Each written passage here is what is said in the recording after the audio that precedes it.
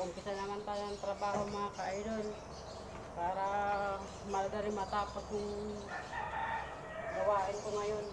Dami ko kasing papansahin. Aga ko kaninang pero tapos ako sa baba, kaya dito naman ako sa taas. Dami kong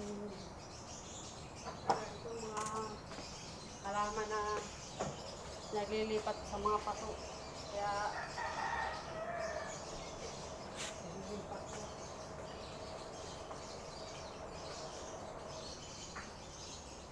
Kailangan ko